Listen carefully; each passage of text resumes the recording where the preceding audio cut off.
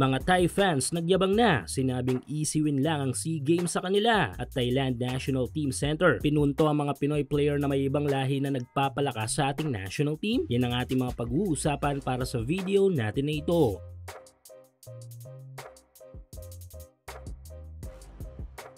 So ilang linggo na lang at muli na nating makikita ang ating national team na Gilas Pilipinas na sasabak sa Maaksyong International Game. Pero hindi nga ito ang Team A natin dahil since Southeast Asian Games ito, kung kaya't ibang bersyon ng Gilas ang ating ipapadala sa tournament. Pero more on mga Gilas players din naman ang mga ito na minsang sumailalim sa programa at yung ilan naman ay under pa rin sa program until now. Ilan lang sa mga pamilyar na players na naging bahagi ng ating national team ay sina Ravena, Parks, Wright at Bolick na muling nagbabalik Gilas matapos ang ilang taong pagpapahinga. Si Dalp Panopio naman ay bahaging itinuturing ng best of the best Gilas Under-19 lineup with Kai Soto at AJ Edu. At etong si Jamie Malonzo na current player ng ating Gilas Team A. Though ang challenge lang ngayon sa atin ay ang non-naturalized player. Bagay naman na pipiga sa husay ng ating mga locals. Marahil may mga tanong sa isipan ng iba nating kababayan kung bakit wala tayong naturalized player this SEA Games. Well, dahil ngayon sa madayang taktika este rule na ipinapatupad ng host country na Thailand. Dahil punto nila ay mas mainam na puro local talents ang lumaro sa ating mga national team na sa kanila pa talaga nang galing. Pwedeng dahil nga ito sa pag-aabuso ng rule ng Cambodian national team last SEA Games o gusto lang nilang makuha ang gintong medalya this time. At ang numero 1 nilang kalaban talaga dito ay tayo. Siguro paniniwala ng mga ito na kapag napahina nila ang tangan nating lineup ay posibleng di sila mahirapang talunin na tayo. Kaya nga dahil dito ay may ilang mga Thai fans na ngayon pa lamang ay nagyayabang na. Sa post ng isang Indonesian basketball page kung saan ay featured ang final lineup ng Thailand para sa SEA Games ay may isang Thai fan ang nagkomento at sinabing easy win na ito sa kanilang national team. Sa ngayon ay patuloy ang matinding ensayo ng Thailand na kanilang sinimulan last month pa. Suportahan ang inyong paboritong team sa PBA, NBA at NPBL o kahit pa nga sa mga overseas league. Full details sa comment section. At sa lineup na inilabas nila maliban sa ilang mga Thai foreign players ay kasama pa rin sa lineup ang kanilang main big man na si Chanatip Jakrawan. Ang player na pamilyar na siguro sa atin dahil nga makailang beses na nitong nakasama sa lineup ng mga Thai every time na mag-aharap ang Gilas sa Thailand sa isang laro. Pero sa daming beses na nakaharap ng player na ito ang Pinas ay may bagay na namuo sa isipan nito na bagay na tila kine-question ang kalakasan ng ating national team sa game sa Southeast Asia. Ayon kay Jakrawan